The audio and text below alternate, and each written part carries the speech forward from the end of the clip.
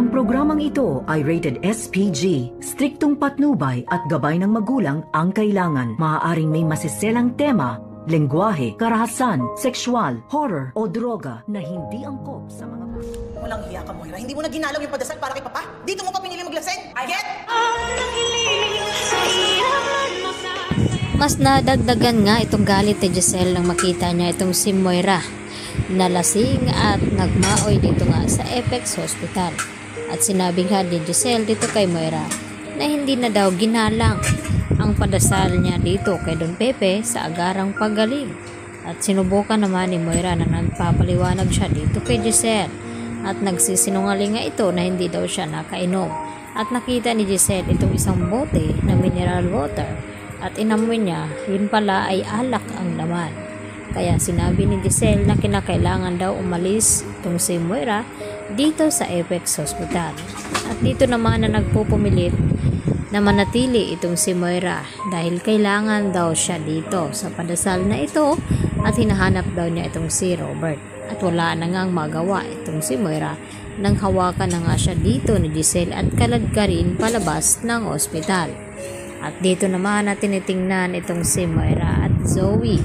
At banta pa itong si Giselle na kapag lumabas na ang resulta ng fingerprint dito ni Zoe at Moira. At kapag nalaman daw niya na may kinalaman itong dalawa ay hindi daw niya ito sasanduhin. At titiyakin ni Giselle na makukulong daw talaga itong si Zoe at itong si Moira.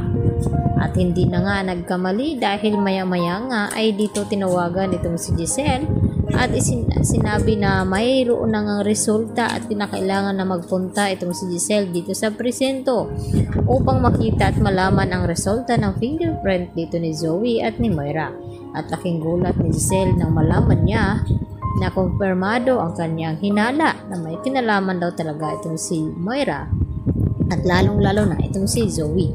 Kaya pilit na pinaamin ni Giselle itong si Zoe na kung bakit nagawa niya na nakipagsabuatan dito kay Moira at tinakot na kapag hindi siya magsalita ay tiyak na makukulong siya kasama itong si Moira at wala na magawa itong si Zoe kundi aminin dito kay Giselle na kaya niya nagawa yun dahil nalaman nga ni Don Pepe na hindi siya ang tunay na anak dito ni RJ at ang kanyang tunay na ama ay walang iba kundi itong si Carlos.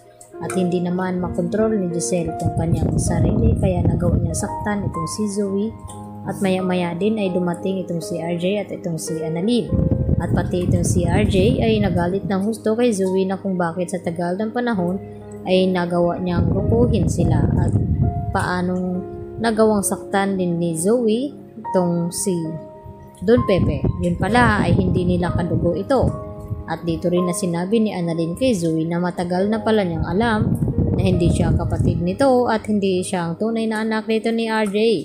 At pinapatagal pa niyang sabihin at malagay pa sa peligro ito ngang si Don Pepe ngayon na siya ang dahilan itong si Zoe na kaya kumatos itong si Don Pepe.